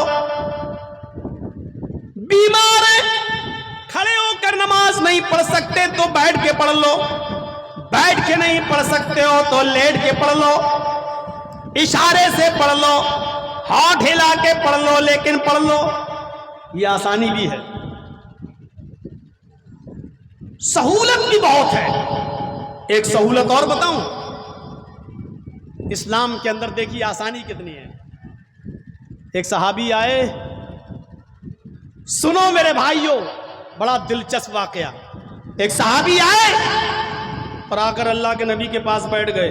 आपने कहा क्या हुआ, मुंह लटकाए बैठे हो, अफसोस में बैठे हो, गम के मारे हो, क्या बात है, टेंशन है, कुछ परेशानी, क्या बताओ। हलक तो या रसूल अल्लाह, मैं हलाक हो गया, अरे अल्लाह के नबी मैं नष्ट हो गया, मैं बर्बाद हो गया। आपने कहा क्या हुआ, बर्बाद कैसे हो गए, हुआ क्या? अल्लाह के नबी रोजे की हालत में मैंने अपनी बीवी से हम बिस्तरी कर ली। सुनिए आसानी देखिए मेरे भाइयों, आपको हंसी आएगी। अल्लाह के नबी रोजे की हालत में मैंने ऐसा काम कर लिया, मैं रोजे से था और बीवी से मिल लिया। आपने कहा ओ चलिए बीवी थी तुम्हारी कि हाँ, कहा कि इस कफारा अदा करना होगा, प्रायश्चित, पनिशमेंट, सजा। कहा क्या है अल्लाह के रसूल बताइए। आपने कहा एक गुलाम आजाद करो। सुन रहे ना, रोजे की हालत में, रोजे की हालत में अगर कोई शख्स अपनी बीवी से हम बिस्तरी कर ले तो उसकी सजा यह है। अगर शौहर की मर्जी थी और बीवी की मर्जी नहीं थी, शौहर की मर्जी थी और बीवी की मर्जी नहीं, बीवी मना कर रही थी लेकिन शौहर नहीं माना, तो सिर्फ शौहर ये सजा भुगतेगा, बीवी नहीं। लेकिन अगर बीवी की भी मर्जी थी, मियाँ और बीवी दोनों ने अपनी रजामंदी के साथ रोजे की हालत में हम बिस्तरी कर ली, तो ये सजा दोनों भुगतेंगे, शौहर भी और बीवी भी।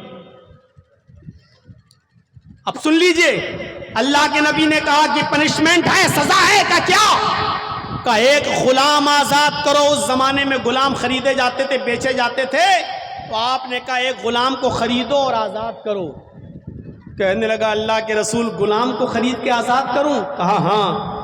आपने कहा, उस सहाबी ने कहा अल्लाह के रसूल पूरी जिंदगी मुझे दूसरे की गुलामी करते हुए हो गई, मैं खुद दूसरे की गुलामी करता रहा, मेरे पास इतना कहाँ है कि मैं गुलाम खरीद के आजाद करूंगा, मेरे पास ये ताकत नहीं है, मैं गुलाम खरीद के आजाद नहीं कर सकता, मेरे पास इतनी वसाअत नहीं, इतनी इस्तिताअत नहीं। अल्लाह के नबी ने फरमाया अच्छा तो बचोगे नहीं, दूसरा ऑप्शन भी है। अगर तुम्हारे पास गुलाम आजाद करने की ताकत नहीं है तो 60 रोजे रखो। 60 रोजे, 7 नहीं, 5 और 2 7 नहीं, 50 और 10 60। कितने रोजे रखो? 60। ये रोजा तो खराब हो ही गया। जिस रोजे में आपने अपनी बीवी के साथ हम बिस्तरी कर ली, ये रोजा खराब, ये तो पूरा करना ही है, इसकी तो कज़ा करना पड़ेगी, बाद में रखना पड़ेगा।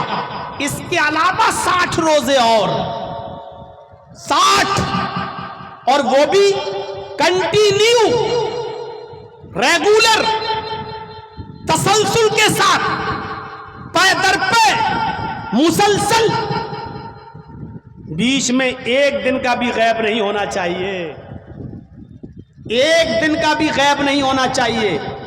55 रोजे आपने रख लिए, 50 और 5 55 आपने रख लिए, थक गए, अच्छा एक दिन और सस्ता लेते, एक छोड़ दूंगा, कल 5 रह गए, मैं कल सस्ता लूं, उसके बाद पूरे कर लूंगा 5, एक दिन रेस्ट कर लूं। जहां आपने एक दिन का रेस्ट किया, एक रोजा छोड़ा, 55 रोजे बेकार। अब फिर से 1 से 60 रखो। कितनी सख्त सजा है। उसके साथ जो आपकी अपनी बीवी है, उसके साथ हम बिस्तरी कर ली तो, और जो दूसरों के साथ कर लेते हैं वो सोचें,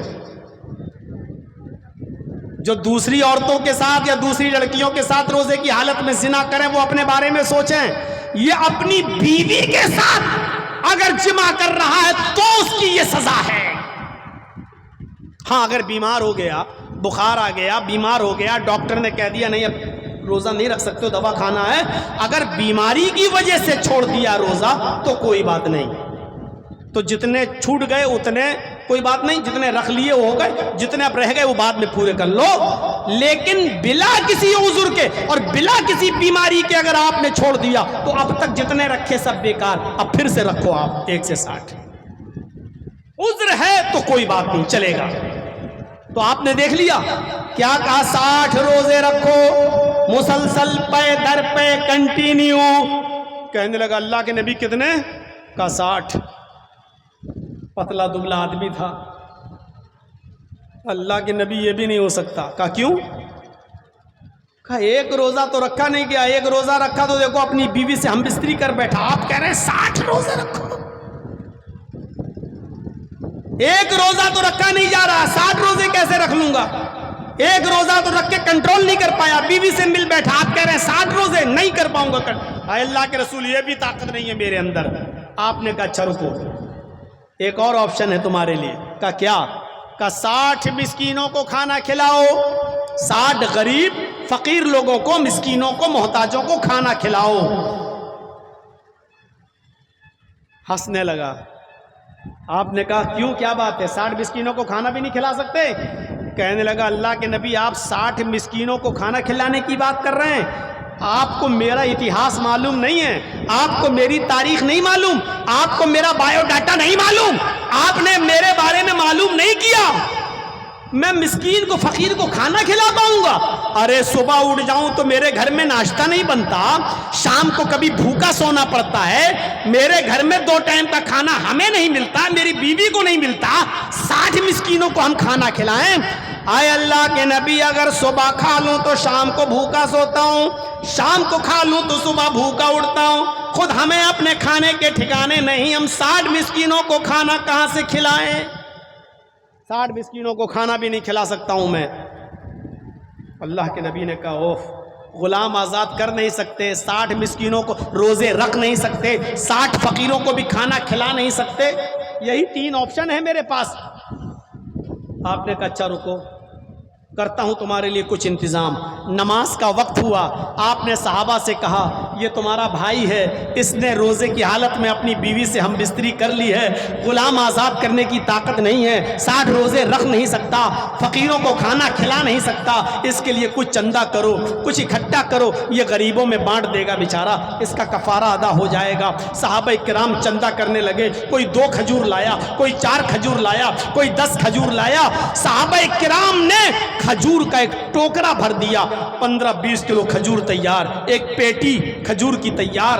اللہ کے نبی نے اس کو بلایا، ادھر آؤ، یہ لو، یہ تمہارے نمازی بھائیوں نے، یہ تمہارے ساتھیوں نے تمہارے لیے چندہ کیا ہے، جاؤ اس کو اپنے گاؤں میں لے جاؤ، اپنے محلے میں لے جاؤ، اور اپنے قبیلے میں، اپنے خاندان میں غریب لوگوں میں بانٹ دو، ان کو کھلا دو، تمہارا کفارہ ادا ہو جائے گا۔ پھر ہنسنے لگا۔ اللہ کے نبی نے کہا اب کیوں ہنس رہے ہو؟ کہا کس کا کیا کروں کھجوروں کا؟ کہا اپنے گاؤں میں، اپنے قبیلے میں، اپنے خاندان کے غریب لوگوں کو کھلا دو، ان میں بانٹ دو۔ کہنے لگا اللہ کے رسول میں اس اللہ کی قسم کھا کے کہتا ہوں جس کے قبضے میں میری جان ہے، پورے خاندان میں، پورے قبیلے میں، پورے گاؤں میں مجھ سے زیادہ غریب کوئی ہے ہی نہیں، میرے پورے خاندان میں مجھ سے زیادہ غریب کوئی نہیں ہے۔ جب اس نے یہ کہا تو اللہ کے نبی کے چہرے پر مسکراہٹ آ گئی، آپ ہنس پڑے۔ آپ نے کہا اچھا تجھ سے زیادہ غریب کوئی نہیں ہے؟ کہا نہیں۔ تو جا پھر تو ہی کھا لے اور اپنے بیوی بچوں کو کھلا دے، تیرا کفارہ ادا ہو جائے گا، تیرا گناہ ختم ہو جائے گا، جا۔ میرے بھائیوں، یہ اسلام میں سہولت ہے، یہ اسلام کے اندر کشادگی ہے۔ جس نے جرم کیا اور جس کے لیے کفارہ ادا کرنے کے لیے گاؤں میں چندہ ہوا، تو چندے کا مستحق بھی سب سے زیادہ یہی نکلا، اتنا غریب آدمی تھا۔ تو اسلام اس طریقے کی سادگی پیدا کرتا ہے، تو جن غریب بچیوں کے پاس کچھ نہیں ہے دینے لینے کے لیے، کیا ان کا گھر نہیں بسے گا؟ جن نوجوانوں کے پاس کچھ نہیں ہے کھلانے پلانے کے لیے، کیا وہ بیچارے نکاح نہیں کریں گے؟ میرے بھائیوں، ان کو نکاح کرنا چاہیے۔ اللہ تعالیٰ کہتا قرآن میں ان یکونوا فقراء، اگر تم فقیر ہو گئے، یغنہم اللہ من فضل، تو اللہ تمہیں اپنے فضل سے رزق دے گا، اپنے فضل سے تمہیں روزی روٹی دے گا، اللہ تمہیں اپنے فضل سے غنی کر دے گا۔ اے لوگوں، تم نکاح کر لیا کرو، اگر تم فقیر ہو گئے تو اللہ تمہیں غنی کر دے گا، اللہ تمہیں غنی کر دے گا۔ یعنی غریب لوگوں کو بھی نکاح کر لینا چاہیے۔ اللہ نے کہا اگر تم غریب ہو گئے، فقیر ہو گئے، تو نکاح کے بعد اللہ تمہیں غنی کر دے گا، اللہ تمہیں بے نیاز کر دے گا، اللہ تمہیں ساری چیزوں سے نواز دے گا، تمہیں ضرورت ہی نہیں پڑے گی۔ لالچ مت کیجئے، لالچ اسلام دین توحید ہے، اسلام دین رسالت ہے، رسالت کا صحیح تصور اسلام نے پیش کیا ہے۔ میں نے ویدوں کے منتر بھی آپ کے سامنے پڑھے ہیں، میں نے شادی کے موضوع پر بھی کچھ گفتگو کی ہے، جہیز کے اوپر بھی میں نے بولا ہے، حرمت شراب اور جوئے پر بھی میں نے روشنی ڈال دی ہے۔ اس مختصر سے خطاب میں جو 1.5 گھنٹے سے اوپر میرا ہو چکا ہے اور 2 گھنٹے سے تھوڑا کم ہوا ہے، میرے بھائیوں آپ نے بہت سی قیمتی باتیں سن لی ہیں۔ مجھے امید ہے کہ انشاءاللہ آپ یہاں سے ایک انقلاب لے کر اٹھیں گے، بے حیائی ختم کریں گے، بے پردگی ختم کریں گے، بارات کا سلسلہ ختم کریں گے، نکاح میں آسانیاں پیدا کریں گے، غریب لڑکیوں کی شادیاں کرانے کے لیے کمیٹی بنائیں گے اور غریب لڑکیوں کی شادیاں کروائیں گے اور معاشرے میں اصلاحی قدم اٹھائیں گے اور اپنے نوجوانوں میں اصلاح پیدا کریں گے، نماز اور روزے کی دعوت و تبلیغ بھی کریں گے۔ اور اس طریقے کے جلسے انشاءاللہ جب ہوں گے تو آپ ہمیں یاد کریں گے تو ان میں ہم دوبارہ شرکت کریں گے۔ ہمیں لمبا سفر کرنا ہے، لمبا سفر کر کے آیا بھی تھا۔ کل میرا پروگرام میرٹھ میں تھا، ہاپڑ میں تھا، یہ ٹیالہ میں، اور وہاں سے رات میں 2 بجے پروگرام ختم کیا اور ان لوگوں نے مجھے فوراً ایئرپورٹ چھوڑا دلی، اور 4 بجے سے میں دلی بیٹھا ہوں ایئرپورٹ پر۔ یقین مانیے 9 بجے کی فلائٹ تھی، لیکن ایئرپورٹ پہ اس لیے پہلے پہنچ گیا، کہیں جلسے والے سو گئے تو ہمیں پہنچا نہیں پائیں گے۔ 9 بجے کی فلائٹ پکڑ کے دربھنگا آیا، دربھنگا سے پھر میں امگاؤں آیا اور یہاں پہنچا، پھر آپ کی بستی میں پہنچا، اور ابھی مجھے سفر پھر کرنا ہے اور دربھنگا سے 6 بجے کی میری ٹرین ہے، یہ پکڑ کے مجھے پھر نکلنا ہے اور لکھنؤ میں پہنچنا ہے۔ میرے بھائیوں میری گزارش ہے کہ میں نے جتنی دیر آپ کے سامنے خطاب کیا ہے آپ ایک عبرت حاصل کر کے جائیں گے یہاں سے، اور انشاءاللہ اپنے سماج اور سوسائٹی میں اصلاح پیدا کریں گے اور اپنے بچوں کے اندر دینی اتساہ ان کے اندر جگائیں گے، اپنے بچوں میں دینی انقلاب پیدا کریں گے، اپنے اندر بھی آپ انقلاب لائیں گے۔ ہم اللہ سے دعا کرتے ہیں کہ بار الہ ہماری شادیوں میں آسانی پیدا فرما دے، جوئے، شراب، بے پردگی اور زناکاری سے ہمارے معاشرے کو پاک و صاف کر دے۔ الہ العالمین شادیوں میں آسانیاں پیدا فرما دے۔ جو لڑکے بیٹھے ہوئے ہیں جن کی شادیاں نہیں ہوئی اللہ ان کو دیندار لڑکیاں عطا فرما دے، اور جو بیٹیاں بیٹھی ہوئی ہیں اللہ جن کی نکاح نہیں ہوئے ان کو دیندار رشتے عطا